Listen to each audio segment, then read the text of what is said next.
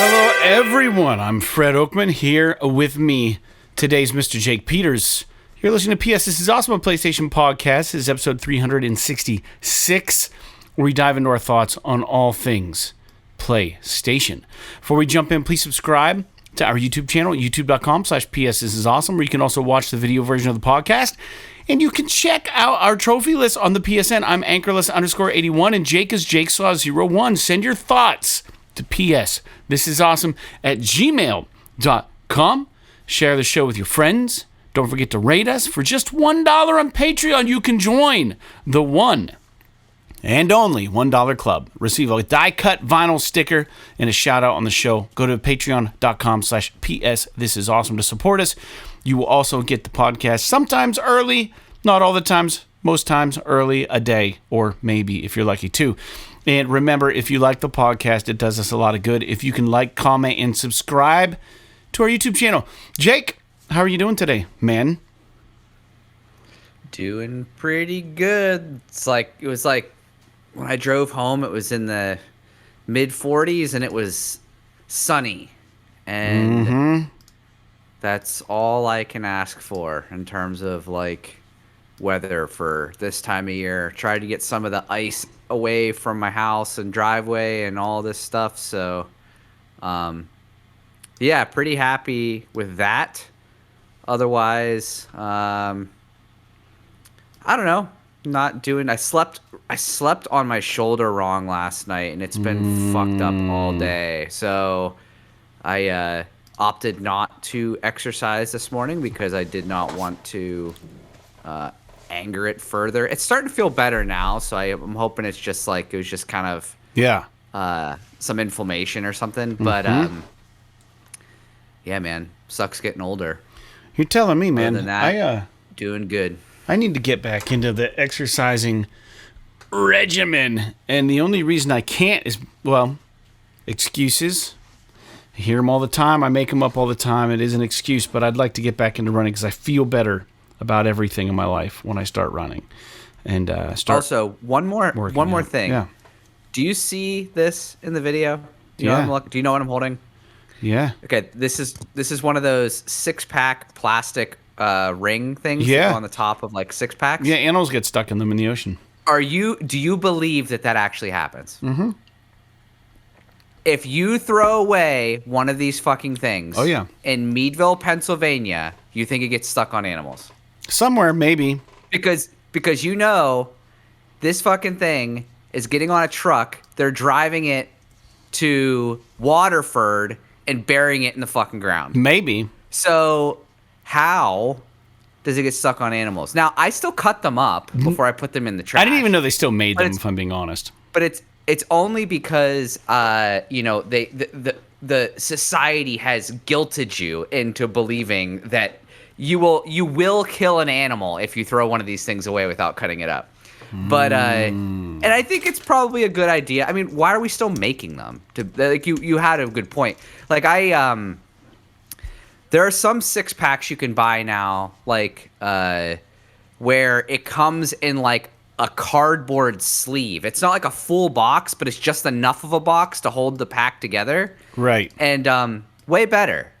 I mean, now, to be fair, like, if you jostle it wrong, all the fucking cans fall out of it because it's not super rigid. But probably better for nature and whatnot. So I was just curious what you thought about it because I'm not sure, like, I believe around here, I'm sure there are places like on the coast and stuff where shit gets launched into the ocean and all of that, where it's definitely a problem.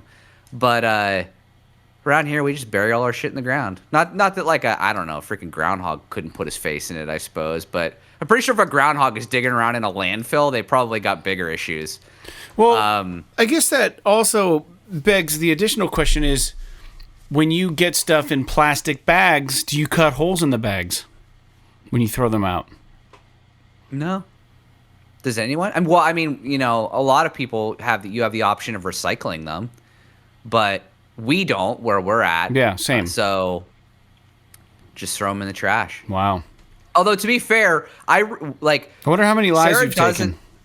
Sarah does not use plastic bags when she goes to the store. She takes bags with her, but off chance that like I buy something and I get plastic bags, I save them to use for like my lunch and stuff unless they are ripped. So if they're ripped, I'll throw them in the trash. But it's like, I mean, it's still can become a ring of plastic, you know? I don't know. It's just an interesting thing I was thinking about recently because this 6-pack I got had these freaking, this plastic on it. So yeah, it's a little bit of a diatribe, but yeah. Dude, crazy.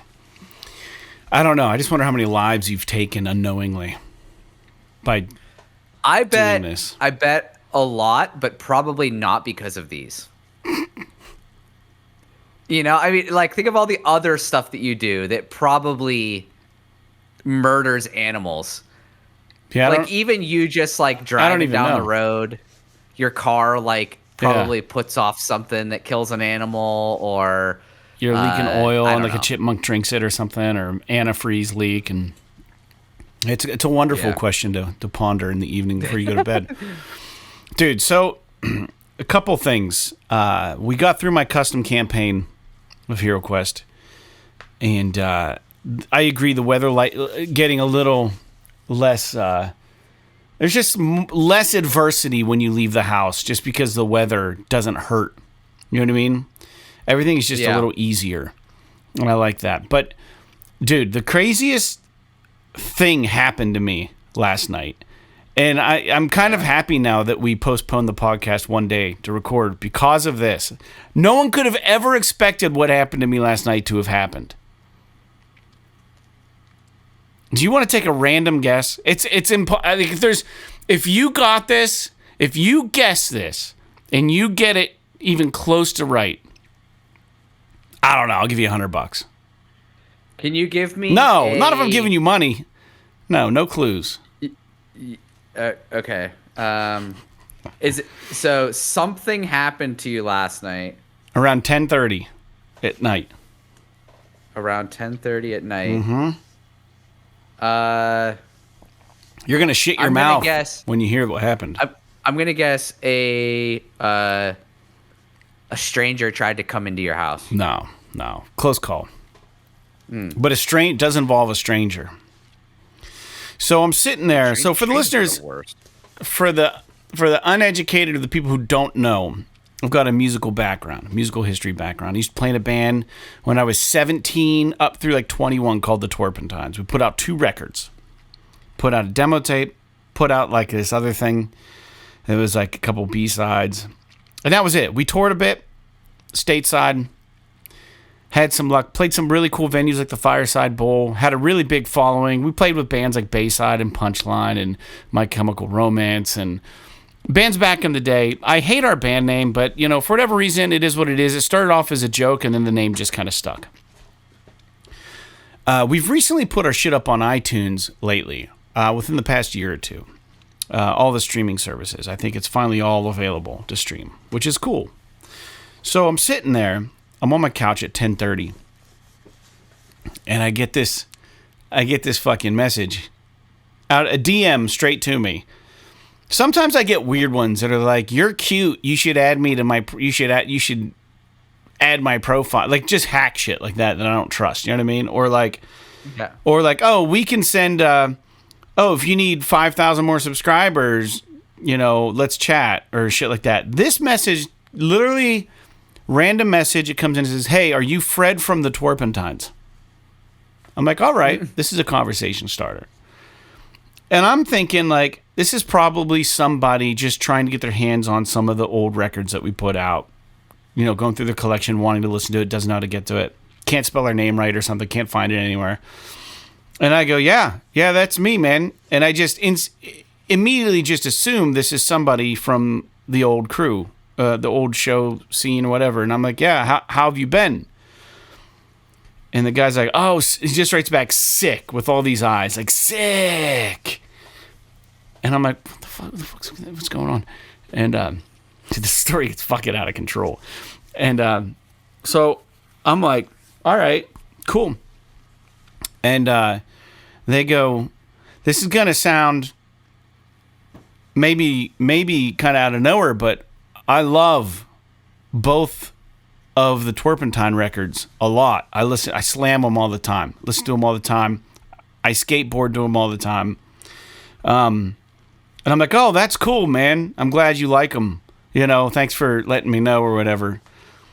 And then the kid's like, oh, but he goes, here, I actually have a question that's kind of out of left field. It might be a long shot, but your track On a Lie, which is the first song on Leaving Never Far Behind, he goes, your track On a Lie, I'd like to use it for a skateboarding part for a video I'm doing for Girl Skateboards. And Girl Skateboards is fucking huge. They're out of California. They're huge. They're fucking enormous. Yeah. And I'm like, who the fuck is this? Who is this person? And I'm like, oh, yeah, dude. I'm like, absolutely. That would be so rad. And he goes, but here's the thing, because of the aesthetic that they're going for in the video they're putting together, they're leaning towards like tracks with no vocals. Is there any way you can get me that track with no vocals so I can use it? And I'm like, dude, I'm 40. Like I said, I'm 43 now. That was recorded when I was like 19, and we did it live. And I was like, I don't know how I can pull the vocals out of it. I said, I'll talk to my guy Troy. I said, but as an FYI, if you're not initiated, I've been doing music for a long time. Since then, I'm in a new band, and we do all our shit DIY. So you can pick any of the new songs from One Up by Land, and I can get them to you without vocals, because we have all the stems. We can just send them to you. And the guy's like, oh, sick! Like, I didn't realize that you were in another band. And I'm like, yeah. And he goes, oh, I can't wait to listen. And in the meantime, I'm like, are you from Northwestern PA? And he goes, I'm from Australia. And I'm like, well, what? I'm like, who? What? I'm like, this is like so random.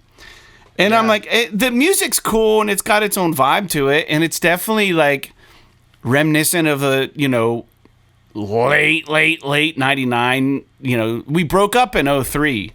So it's got this old school vibe that I guess kids are like gravitating to these days. Like, it's really honest. It's not overly polished. It's rock and roll. It's distorted. It's catchy. And I'm like, okay, well, that's cool. And then he was just like, yeah, man. He goes, I've got 2 weeks. I'm shooting more video in the next couple weeks. So if you can get your hands or figure out how to get the vocals off it, he goes, I would totally want my skate video that I'm my part to be to that song. He goes, I've been jamming that record like crazy down here, like skating to it. Mm-hmm. And I'm like, wow, this is fucking rad. I'm like, this is so weird. So then I go and I go to his Instagram, and he's got, funny enough, and I don't think you can fake this, but he's got 66.6 thousand followers. So 666,000 followers, which is kind of just funny because it's like skateboard shit. It's like metal or whatever. Yeah. And I'm like, that's a fuck ton of followers. And then he's only following 1,000 people, and I'm like one of them. And I'm like, this is so fucking weird. He's got 60-some thousand, almost 70,000 people. And then I'm looking, and Thrasher Magazine is following him. Tony Hawk is following him. And fucking Joey Housewrecker, like this fucking legend from the area that is a skateboarder who's playing punk bands I admired growing up, is following this dude. And there was one other like dude that I knew that was following this guy. And I'm like, this is so random and fucking cool as shit. So I write Troy immediately. And I'm like, Troy, you're not going to believe. Like, I mean, I guess it's believable because it's a cool song. But, like, the chance of the connection being made and him tracking me down and finding me are just so slim. You know what I mean? Like, he put some work in to find me. And I write Troy, I was like, dude, is this even a possible thing? And Troy goes, dude, you could do that right now. And I'm like, what do you mean? And he goes, dude, AI right now, you can pull vocals off of any music. And I'm like, and it sounds good still? And he goes, yeah, dude. He goes, it's incredible, the technology these days. I'm like, get out of here. So I popped the song into this free AI site. It pulled all of the vocals off. There's just a little bit of squibbly here and there. Otherwise, it sounds flawless. And then I sent my version to Troy. Troy remastered it. It sounds great. Sent it back to me this morning. I emailed this kid the track. And he's like, dude, this is so rad. He goes, I'm going to send it to the girl. He goes, I hope that they're cool with it. He goes, because this is going to be so rad. And he's like, I'm going to send you a link as soon as it comes out online on their site. And it's like a skate video they're putting out. I'm like, this is so fucking cool. You know? That's awesome. It's so awesome. And I don't know if the guy, he's so good. So I immediately went on this rabbit hole of watching skate videos with this kid. His name is Rowan Davis, Rowan Davis. And he's just this fucking young skater kid. Looks like all my buddies that I grew up with, you know? And it's like, fuck, this is so awesome. And like, there's just something about like, dude, there's just something about art. And I had this feeling since last night that like the four of us, when we went to record those albums live, you know, we were like 19. We didn't fucking know, you know, the possibility of those songs affecting or inspiring another generation of people in Australia, so fucking would have never even considered it, right? Would have never considered it. But it's dope, dude. It's dope. So that's awesome. And I bet for sure I could get a free deck out of this if I wanted to. I should shoot him. I should send him a couple fucking. He's got his own skateboard deck with girl skateboards, which is awesome. The dude's legit. Like, he's pro. Like, he's so fucking good. There's a clip on YouTube from Thrasher, and it's like 3.5 minutes of this kid skating, and he's just so good. He's got some really nasty shit like that he's doing, and he just seems rad as shit, man. He's so direct, and he's like, here's my email. It was like a Gmail account. This is fucking cool as shit. Like, God bless him, dude. That's so cool, but what a weird connection, right? Who would have thought? Yeah, I wonder, like, how he got served the Twerpentines on whatever... I don't know. Whatever fucking, Spotify or whatever the hell he was listening to. Because you know that, that he didn't just, like... I would assume, anyway, that he didn't just, like... He didn't actively find us on like a random website or something like that, or like he knew a guy that was like, "Oh, the Twerpentines." Although maybe that happened, but like it could be that he was just listening to some like old punk like Rancid or something, and he just went down a rabbit hole and just happened to be and loves it. One of these old twerp songs came out. Yeah, loves it. And dude, that's amazing. I mean, that shit just doesn't happen, right? It's fucking rad, you know? It's so cool. But then he was like, dude, so cool. Yeah, and then he was like, I checked out one of my band, and he goes, there's tons of skate video shit in that band. He goes, so like 100%, I'm going to give the Twerps credit in the new video. And then like, he goes, I'll probably be hitting you up in the future. I'm like, fuck yeah, let me be the guy. Let's associate my shit with the next Tony Hawk, man. This guy's fucking rad. If you watch his videos, he's so good. Talent out the ass. That's awesome. Did you tell Keith? I'm sure. Yeah, dude. I told Keith through the fucking roof. Keith was just like, he goes, I guess we got to go play a show in Australia, see if he can book us. And I was like, yeah, I don't think it works like that. Yeah. And Keith, I told him I thought I could figure out pulling the vocals off. And to be clear, like this kind of thing could never happen when we were kids making this shit because we had no way to get our stuff to Australia. The internet really wasn't really there. Yeah, it's the internet has really made things like this. It's like to like a way, way, way smaller extent, kind of like the Sugar Man thing. Yeah. It's exactly what I thought of. I was like, dude, we're huge in Australia. The punk scene's just waiting for us to come over. So when you said his name, I just real quick looked him up on YouTube, and I was just like watching a little like 3-minute video of him. Yeah. And YouTube, after that video was over, immediately went to the Seams music video. Are you fucking kidding me? No. And I don't know if it's because, dude, I don't know if it's because we're talking about the Twerpentines or if there's there's becoming some correlation with him searching us and looking at our shit all the time. And look, yeah. So like, I thought that was pretty surreal after just talking about it. That like, because I haven't watched any of the Torpentine shit on YouTube in years. Yeah. So it's like the fact that we're talking about this, I watched his skate video and then it immediately went to the Seams music video. Dude, we're totally in a simulation. I mean, I just couldn't believe it. Like, I just figured it was some dude and he was like, I'm in Australia. Then I went to his Instagram and like, I was like, wow, this dude's fucking real deal. Like, this is cool as shit. And he obviously thinks the same about our music and stuff. Like, it really connects with him, and that's awesome. And that's the beauty of art, man. And like, I was thinking about this all day today. Is like, you just don't know. Art literally is timeless in that way. I mean, you can identify art to certain periods of time, but it's always going to have the ability to inspire and affect other people in different generations. It can just exist on its own, and people can stumble. As long as it's out there and available, you're going to have situations like this come up where people get inspired by stuff. Or like, it's so important to keep creating, So it was really inspirational for me.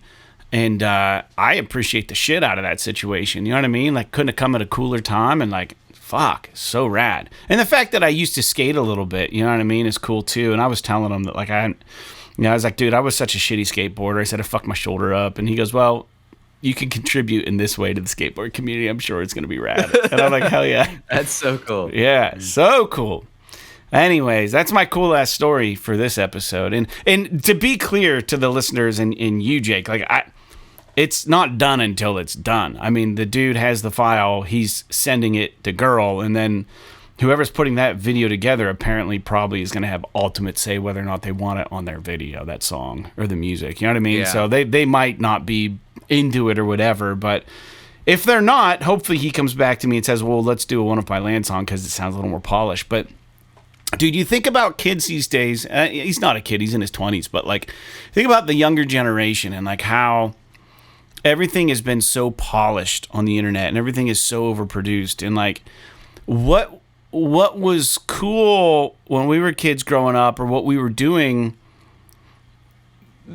it lost its grip on people because there was techno and digital shit and all this other shit. And I think that like we're almost seeing an opposite reaction now with the newer generations of wanting to get back to that analog sound, that pure, honest sound. And like, that was those records, dude. We recorded those songs live. They were all live. The only thing that wasn't live were the vocal takes. And, shit, I should just pull the vocals off all of them and re-sing them because I hate my voice on every single one of those songs. But it is what it is. It's still dope, though. That's so cool, man. Yeah, I mean, you were a child pretty much when you made those records. Yeah, I didn't know what I was doing. I didn't know how to sing, I still don't, but I definitely didn't then. But that out of the way, man, let's talk about games that we're playing. And honestly, I don't even know if I should have even said anything about that video because I don't know I didn't sign an NDA or anything, but like, I wonder if they're trying to keep it like he's going to be on a girl video or something. I don't know. You know what I mean? I think he's sponsored by them, but anyways, keep it on the DL, listeners. Don't say shit until it comes out. Nice. Yeah. So games that we're playing. Every episode we talk about different games we're playing, and this episode is no different. And we're going to try to keep this episode a little shorter. Jake, I didn't look at any of the news that dropped today. We're recording this on Tuesday the 25th of February. And you listeners know I was playing F.I.S.T, Forged in Shadow Torch. Beat it. That was awesome. Got through that game. Feels good. I have now beaten every one of the Contra games on that Contra collection. There's no platinum on this collection, which is weird. It's just a gold trophy, and the gold trophy is beating every game. There's like 3 or 4 more trophies I haven't unlocked by playing Contra Hardcore on the different routes that I could take to beat the game. And I learned that the Japanese version of Hardcore, which is called Probotector, everything is pert near identical to Hardcore, except instead of the Contra guys, you just play robots. You're robots. It's the same music. It's the same fucking... In between every level, it would show like the Contra guys like in a pose, like holding a fucking gun. Every time you level is different, like they're back to back shooting guns and shit. And in this one, it's the exact same poses, except it's just the fucking robots with the exact same poses. So someone had to actually redraw them to look in the exact pose. It's weird. I wonder why they made them robots. That's the Japanese version? Yeah. It's called Probotector. Yeah. I believe it's Japanese. Yeah, Contra Probotector. It's not even called Contra. It's called Probotector. Yeah, Contra Wiki. The Probotector is a fighting robot that was developed in top secret by Special Scientific Mechanized Unit. I don't know. It's an alternate title originally given to a number of Contra games. In Europe, sorry. By itself, the title was affixed to 3 different games. Why was Contra called Probotector? When Konami released the NES version of the original Contra in the PAL region, which is Europe and Australia, they modified the game by replacing the original main characters and most of the human enemies with robotic counterparts, retitling the game as Probotector. So, I don't know. I guess it wasn't Japanese. I guess it was European and Australia. So, anyways, it's dope, man. It's cool. I beat it. But then what I realized is Bloomin' Rage came out, the Don't Nod game, the first episode at least. And I started it up. And I've read some reviews that it's a slow burn, and they better pick up the pace on the second episode. But while it is a slow burn, dude, there's a lot to it that it's slow paced, but man, it depends on the mood you're in, whether you want to play a game like this or not. And it definitely is a callback to like being in high school. It's cool. Like they bring up Bikini Kill, which is an old Riot Girl band. They bring up between the friends they're talking about, there's like an ice cream stand. There's a video rental place called the Movie Palace.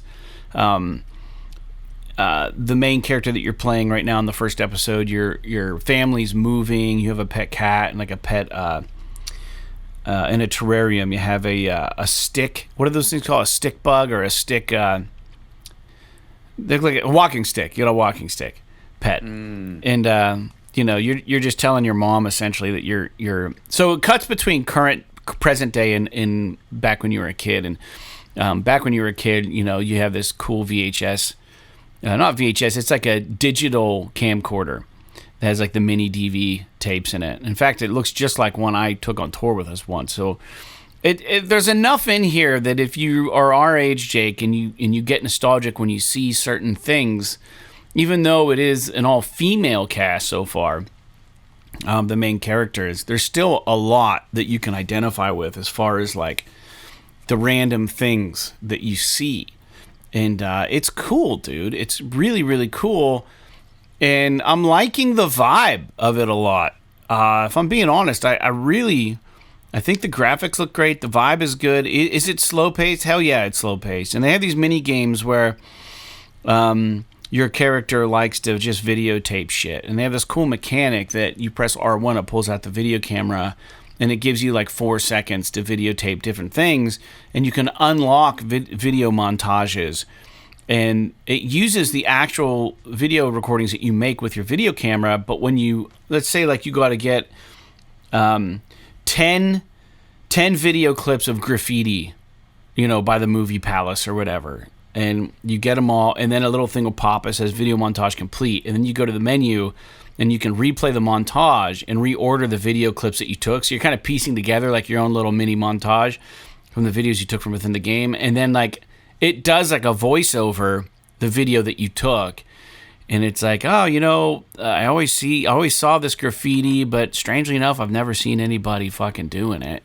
And the girl's like talking over it, and it's like this cute little artsy like fucking montage. And like same thing goes with animals and birds and your friends and like just random shit. The Movie Palace, I think you take some video of the Movie Palace, and then a montage is like, yeah, my dad used to take me here all the time. I loved coming here and renting movies, and a lot of good memories here. And like, but it's all the video footage that you decided to take. So it's kind of cool. It's a neat little mechanic that I've not seen in any of these Don't Nod games. So they're branching out a little bit with different things to do in their worlds. And I gotta say, man, it's interesting so far, and it's very slow. This isn't a hack and slash or like, it's a story based game. It's no slower than what the Quarry, or not the Quarry, but the maybe it was the Quarry. No, the what was the one with the supermassive game that I played recently? It was like the one that had the Dead by Daylight connection. You're talking about Casting of Frank Stone? Yeah. Casting of Frank Stone, thank you, was very, very slow. And it was just like, wow, all this build up. But by the end, I was all in. I was like, that was all worth it. It was fine. But, like, you just got to know what you're signing up for. Bloom and Rage so far, it's pretty. The voice acting, I think, is good. There's some interesting little mini games. And it's free if you're a plus whatever I am. Not Essentials, but the next one. What's it called? Plus, there's Essentials, there's Premium. Extra? What is it? Extra, yeah. If you're extra or premium, it's free, and you can download it and play it now. So anyways, I'm probably going to play more of it. I kind of like it, man. So that's what I've been playing. I got through F.I.S.T, got through Contra, playing Bloom and Rage now. I still got to double back and get Astrobot under my belt, but I kind of wanted to be current this episode and talk about something kind of relatively new. So I'm enjoying it so far. Jake, what about you? So I haven't played a whole lot recently. Mm-hmm. In terms of like I was playing a little bit more Kingdom Come Deliverance, and I was playing a little bit more what's that other game I was playing? Resident Evil. But actually what I've been playing most of this week is I started Avowed on my Xbox. Oh yeah. That came out this past week. And it's for those that don't know, it's the next sort of like Obsidian Games did the game Outer Worlds, which was kind of like their version of almost like a Fallout in space kind of thing, but it was like a little bit lighter. They originally did Fallout New Vegas, and everybody loved it. Mm-hmm. But for whatever reason, they were never able to do another Fallout game. So their answer to that was, so many years ago they did the Outer Worlds, and it was like a spacefaring sort of adventure, but it was in the vein of like a Fallout, maybe a little bit lighter. They didn't have like, you couldn't pick up everything, but the dialogue was really good. There's a lot of choice and consequence, yada yada. First person adventure kind of thing. And then so that was like their take on a Fallout. And Avowed is, I guess you could say, kind of like their take on a Skyrim or like an Elder Scrolls game. It's a medieval game. It does take place in the Pillars of Eternity universe, which was like a CRPG kind of franchise they did a while ago. Mm-hmm. But it's like a first-person action RPG where you're this envoy character, and you go to this island, and you have to figure out why this like plague is ruining this place, and you're kind of unwanted here because your political affiliation is sort of trying to take over this island, and people don't appreciate it, and they're trying, I don't know. It's very interesting, but it's a first person game. There's melee combat. You can either be like a fighter, a traditional like D&D style fighter where it's like sword and shield, or like two-handed weapons like axes and maces and large swords and war hammers and stuff. Then they have like ranger class where you can use bows, you can use daggers. You can also use like flintlock pistols, which is kind of cool. Mm-hmm. And they have a wizard class, which is where you can use a lot of spells and wands and stuff. One of the things that's really cool about the combat in this game is that the magic combat in this game is really good, Okay. like surprisingly good. As far as like how good it feels to use it, like the wands that you use. I know you didn't play Hogwarts Legacy, right? No, I didn't. But the base attack when you have a wand and you're like casting these like, I don't know, like these mid-range projectiles out of your wand. It's very reminiscent of like a basic attack in Hogwarts Legacy. Mm-hmm. But then they did something that I've never seen before where you can equip an offhand weapon called a grimoire, which is literally like a magic book, mm-hmm. and you open it up and you hold down left trigger like you would aim a weapon, you know? Yeah. But instead of being able to aim, when you hold down the left trigger, it gives you options, 4 different options of spells you can cast out of that book. And one of them is like for the book that I have, one of them is like a shield spell where it's like a protection spell. One of them is like an ice missile spell. One of them is like a flamethrower spell, and one of them is like an electrocution spell. But you can get different grimoires that have different combinations of spells that are available in this book, that are available to use whenever you use the book. But it's cool, like, if you run out of, I don't remember what they call the mana in this game. I think it's like essence or something like that. Okay, yeah. But when you run out, it's cool because, like, you'll run out and you'll, like, when you're trying to use the spells, he'll be, like, flipping pages in the book. Like, he can't figure out how to, like, cast it or whatever. But, like, you need to actually just take a potion to give yourself more essence or what have you. That's kind of cool. It's a nice little thing. Yeah. Attention but, like, detail. But compared to something like a Skyrim or like any other really first-person kind of RPG kind of game, I've never played one that has combat that like feels this good to play. Yeah, right. The writing is kind of like, whatever. I don't really care so much about like the characters that are with me. Like they're not really grabbing me, which is kind of a bummer because that's a little bit unusual for an Obsidian game. They're usually really top-notch writers. The world, the exploration's like kind of fun to run around and like unlock, like find things and stuff. That's pretty cool.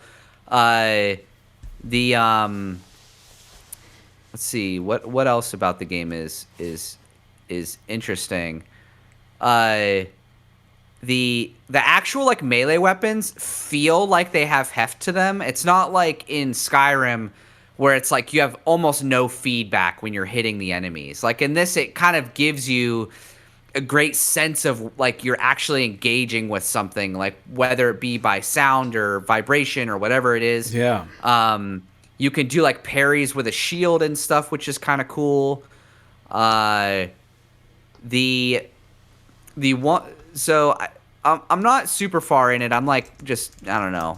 I mean, I guess I'm like 8 hours in, but it doesn't seem like the game has really opened up all that much yet, so I'm still kind of playing it. The one thing I will say, and I've bitched about this before on the podcast, but dude, just for different games, I don't know what the hell is wrong with some of these first-person games where they can't get the feel of the controls right. Where it's like when I'm looking around, it's not like, it's like the accelerate. You know how like whenever you go to turn around when you're in like looking, there's like an acceleration where it'll like ramp up to full speed. Yeah.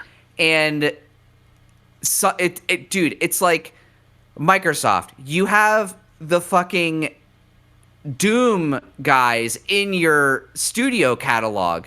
You have the Call of Duty guys in your studio lineup. Like, you can't get some of these fucking people to help you with the first person like look mechanic in your game. Right. Like, or at the very least, dude, just in the menu, give me a bunch of sliders that are like, I want the acceleration to be this, I want this, that, whatever. Just give me a bunch, like in I don't know if you remember, they did this in all right, we're back. Sorry about that brief interruption. That was weird.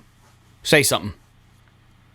Something. All right, go ahead. You're good. Continue. Just out of curiosity, what is the last thing that you heard me talking about? Because I don't even know. I was just kind of talking into the ether, apparently. I kind of hit a panic, man. As soon as things stopped working and you just kept going, I was just lost. I was lost. So anyway, did you hear me bitching about the controls? Briefly. I think you were getting into that.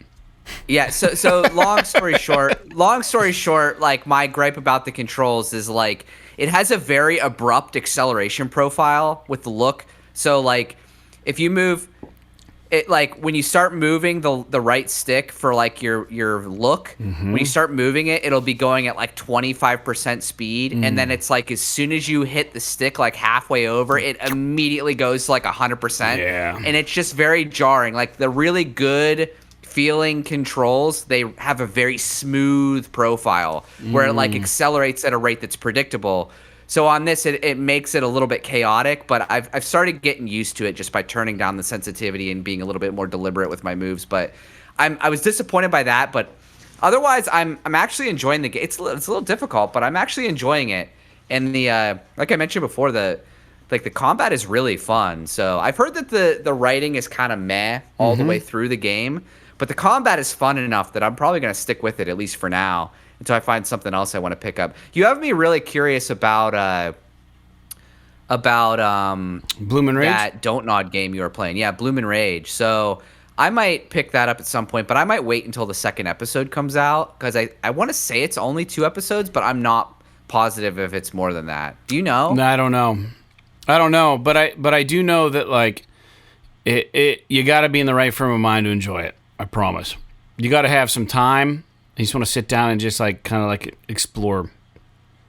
Yeah, it says it's a 2-part adventure game.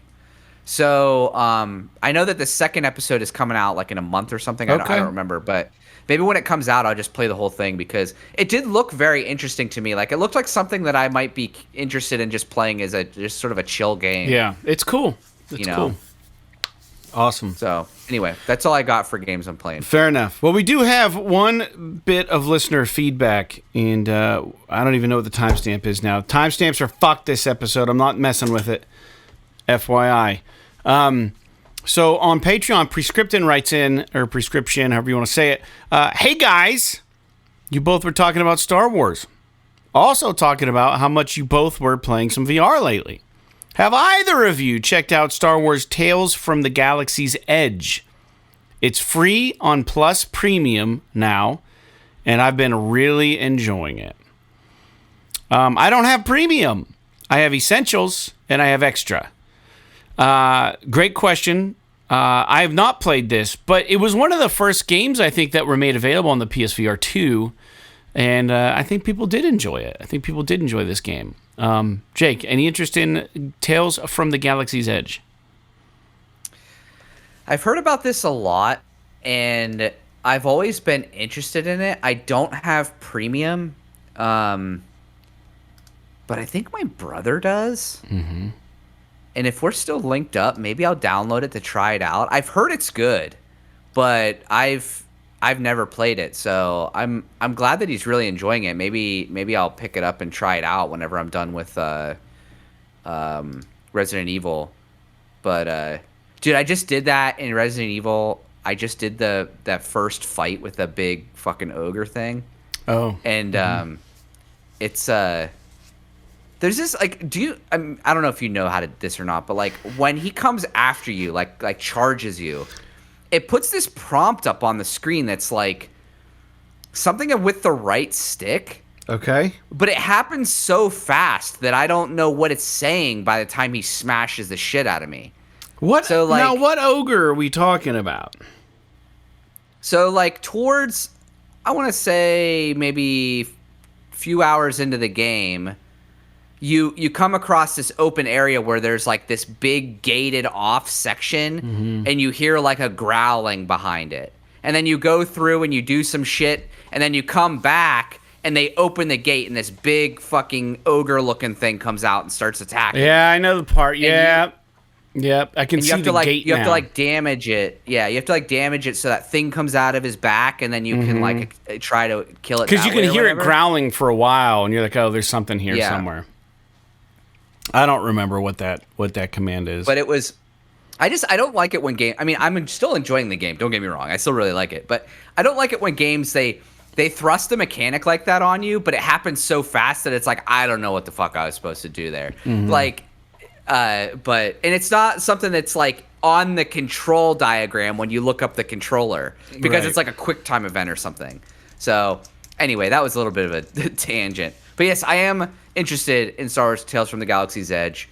Maybe I will try it. Yeah, the VR Grid gave it an 8 out of 10. IGN gave it a 7 out of 10. 4.2 out of 5 on Meta. 91% liked the video game from Google users.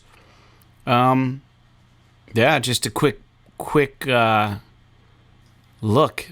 So the most positive review on Google says the game's a true Star Wars experience from the everyman point of view in Star Wars universe. And then the worst says, I've never posted a review online, but now I must because this game made me and my friends extremely ill. That's just you having problems with VR legs, is what that sounds like. So, interesting. Yeah, it could be. Yeah. I'd like to try it. I like to try all VR games. I still got to get back to the Seventh Guest and get through that and get my Arizona Sunshine remake started up. But let's get into some news. Thanks for writing in, Prescription. First point of news. And we're gonna keep this pretty darn brief because it's already almost 7:15, and I got to work in the morning. So is Jake. Sony apparently facing another class action lawsuit for allegedly operating a monopoly in the Netherlands with its digital games, meaning they aren't permitting other third-party stores to sell their games digitally. So this mass claim states that digital games are roughly 47% more expensive than physical games. I don't know how that shakes out. I guess maybe. If you're to tally up every single thing on the store, there's way more digital games. So if you do the average, I bet you the average is higher than the physical games. But do you think that I just brought this up because I could care less about the lawsuit, but it's that last sentence that I just don't know if I agree with. That are digital games more expensive than physical games? They're always on sale. Yeah, but usually you can get physical games. Like the sales on physical games are usually pretty gnarly. Okay. But I will agree with you in that I think that this is, without looking into it too much, I think it's pretty stupid. If I'm being honest with you. It's a money grab for somebody. The Sony, the PlayStation Store, like PlayStation is a closed ecosystem. Mm-hmm. It's not like it's a public kind of marketplace or, it's not like they're selling bread. They're selling software specifically for their hardware. Right.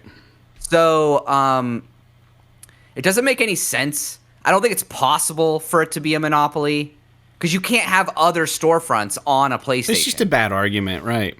So, to me, it just seems, and like, to be honest with you, if this was like if this is a lawsuit that's like Sony can bury it for, I don't know, $1 million or something like that, then they might just do it just to be done with it.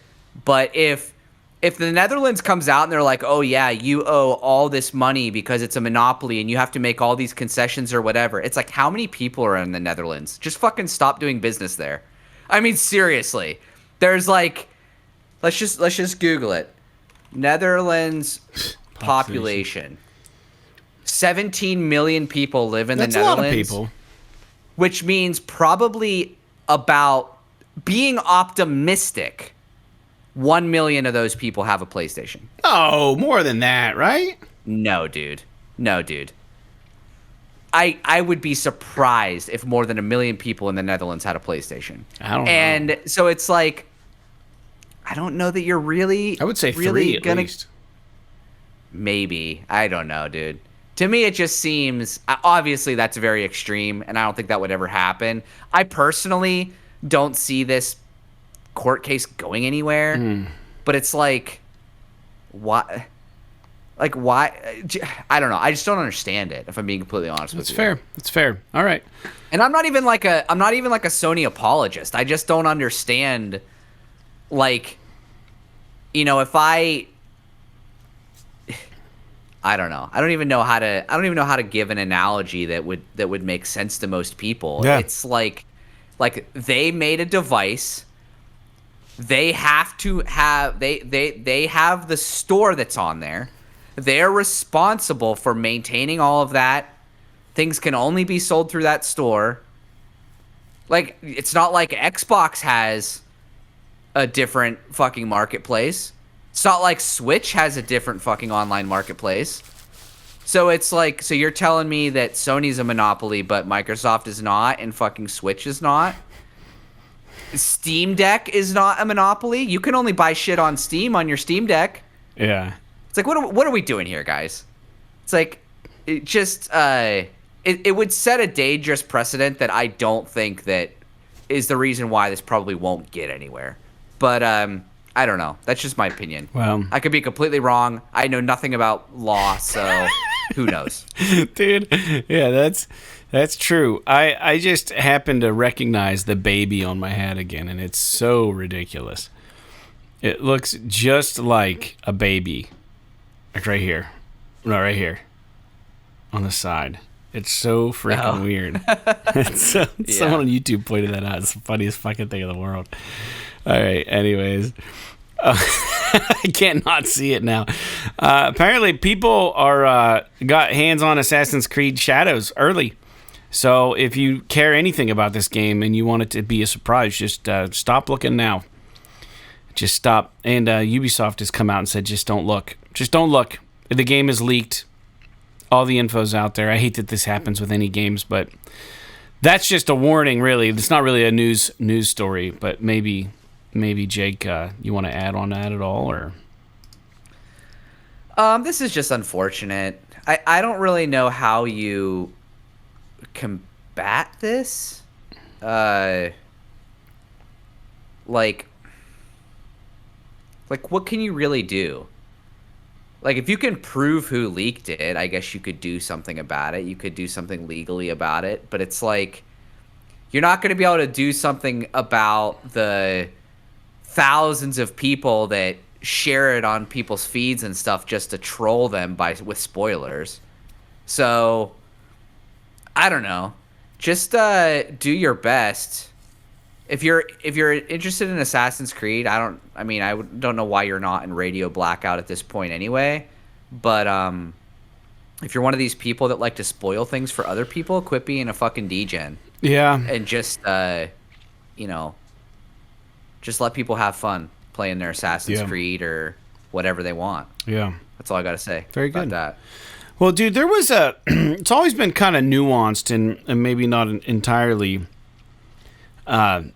transparent or clear, and we all kind of had an idea. So there's another video game podcast called Sacred Symbols, and they interviewed Shuhei Yoshida, and there was something that came up on the Push Square article that I was reading, and this has everything to do with first, second party games, and then a partner title game and a third party game, and what is what. And this is kind of complicated for me to wrap my brain around this, but it's definitely more intricate, and there's a lot of minutia to this. So I'm just going to go through the Push Square article and what they had to say about this interview. So this is from Shuhei Yoshida. It says, quote, "So when games are made by a developer, even an independent developer, and published by PlayStation, we call them first-party games," end quote. And he also gave the example of Housemarque. And, they were an external developer, and PlayStation had external producers that were working on the relations with Housemarque. And then PlayStation funded that game, though. And released it as a first-party game, even though it was externally developed by Housemarque. So they still considered that a first-party game. And then he kind of went on and he says, quote, "We call second-party when an independent company created the game and funded it, or joint funded it. So the IP is still owned by that company. And that's kind of the clearest of them all. And he said a recent example is Rise of the Ronin by Koei Tecmo. PlayStation published that game, so we call it second party, end quote. So second party is when the studio partly or fully funds their game. The IP is owned by the studio or the company, but then PlayStation publishes it. Second party. And then lastly, he says, quote, in third-party exclusives, they call partner titles. So games like Final Fantasy 16 came out on PlayStation first, and that was a third-party exclusive, so that's the terminology, end quote. So that's really interesting. So Push Square wraps it up, and they say a first-party game is a game published and fully funded by Sony, and they usually own the IP. Second party is a game published by Sony when they have partial or fully funding coming from the external company, and Sony doesn't usually own the IP. A partner title is a game published and developed by an external company, but they launched the game first or early on PlayStation. That's a partner title. And then third party is a game that's published and fully funded by an external company. So the only time it's third party would be a game like The Witcher, right? The Witcher was published and funded by CD Projekt Red. That would be a third party game. It didn't release early on anything Sony related, so it wouldn't be a partner title. So that does clarify it, but it is kind of interesting. So they give an example on Push Square that the lines start getting blurry with an example like Death Stranding 2, because it is being published and fully funded by PlayStation, but PlayStation does not own the IP. So it's somewhere between a first and second party game. So it's like fucking nuanced, man. I don't know that I care so much about this, but I thought it was an interesting article. I did not hear the interview myself. I didn't listen to it, but interesting. Jake, anything on this? Is this pretty much what you thought all these things were? I mean, I always assumed that if Sony funded a game that was developed externally, that it was always considered a second party IP. Mm-hmm. But it seems like what Shuhei is saying is that that's not necessarily the case. Right. And that it could still be considered, at least by Sony internally, it's still considered a first party title in the instance where Sony owns that IP or whatever, and it's an exclusive on their platform. But yeah, I mean, there's definitely like every contract is different. I'm sure there is some dispute on some of these things as far as like what is what. But yeah, man, I mean, I actually got a chance to listen to that interview today just because I saw the news point and I was curious about it. So I just listened to the whole interview. Super interesting. Shuhei Yoshida is a really interesting dude. You could tell just how much he loves video games.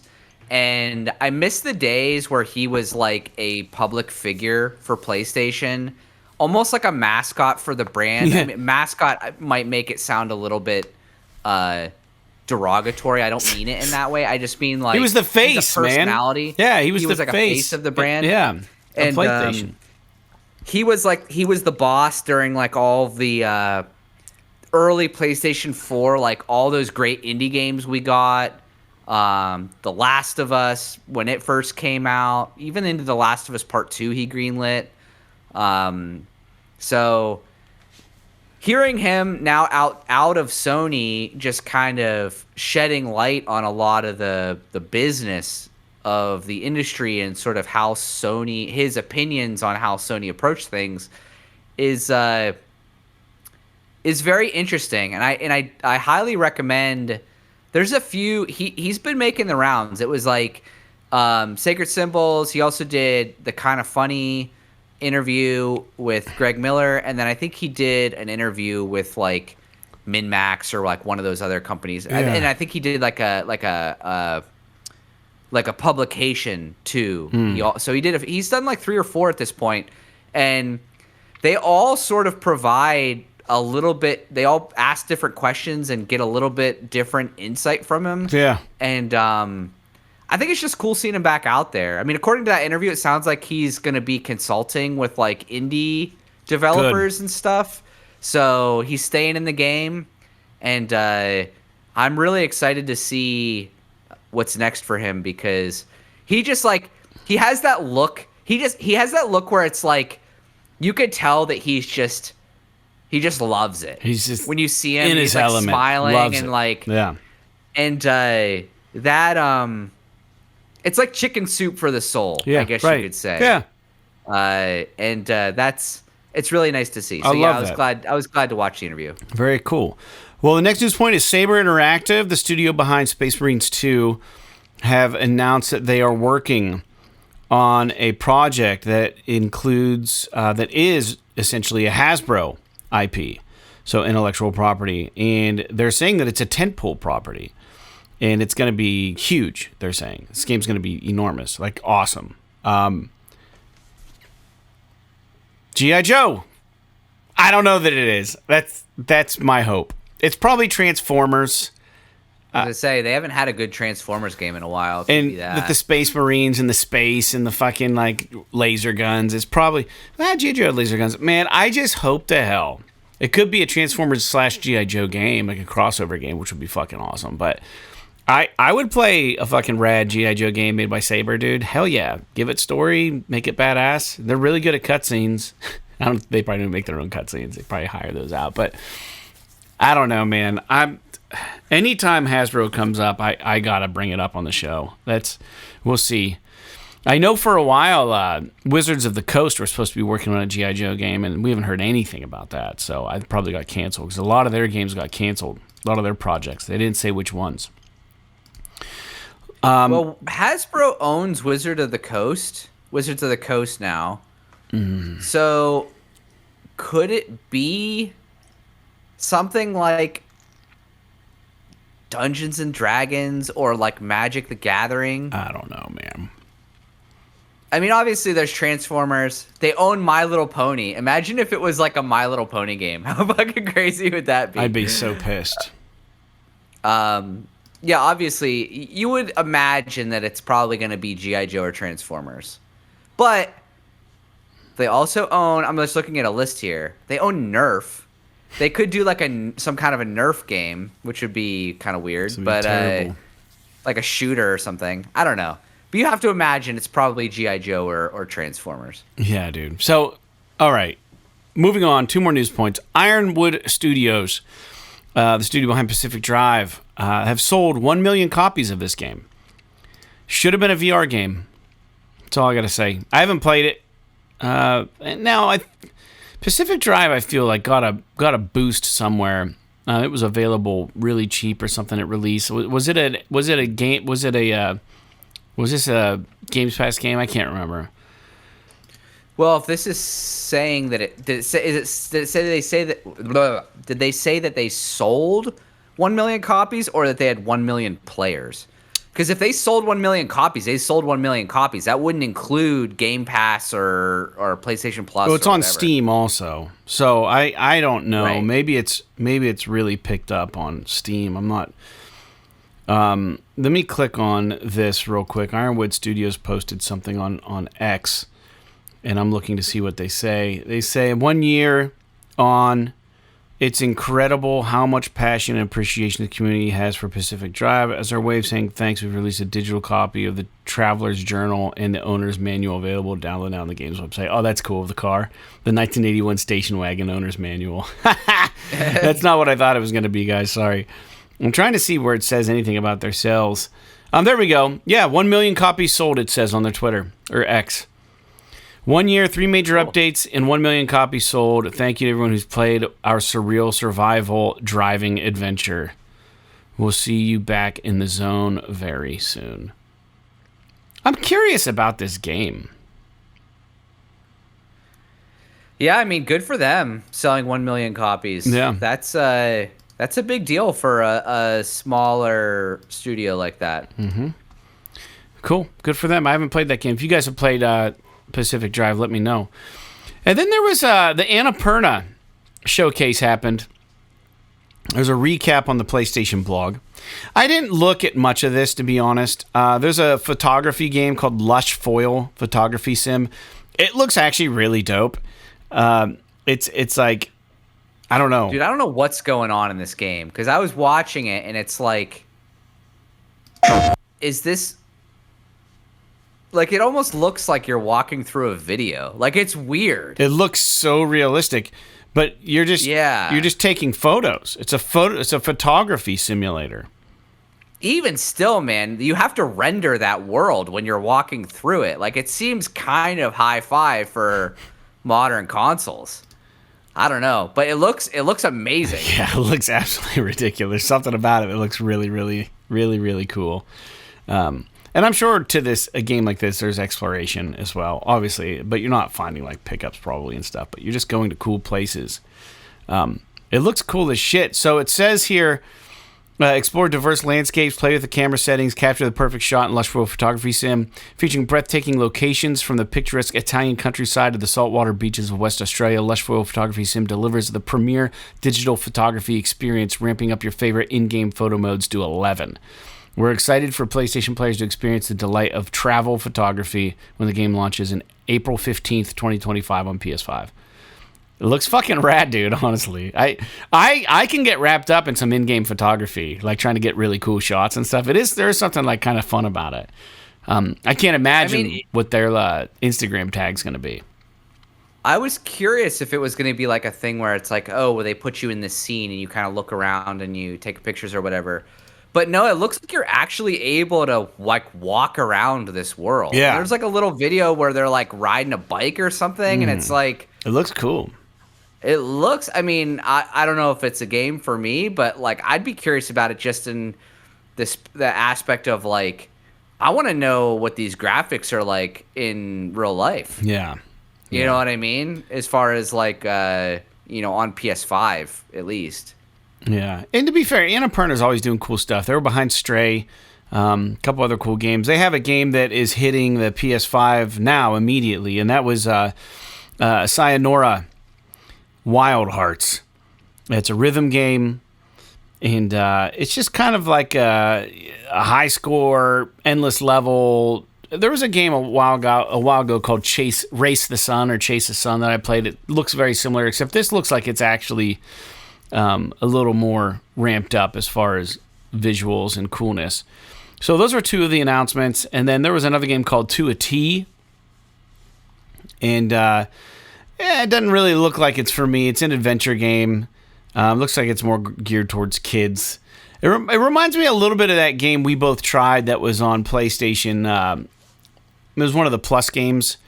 Oh, it was like Totem? Yeah, Totem. Yeah.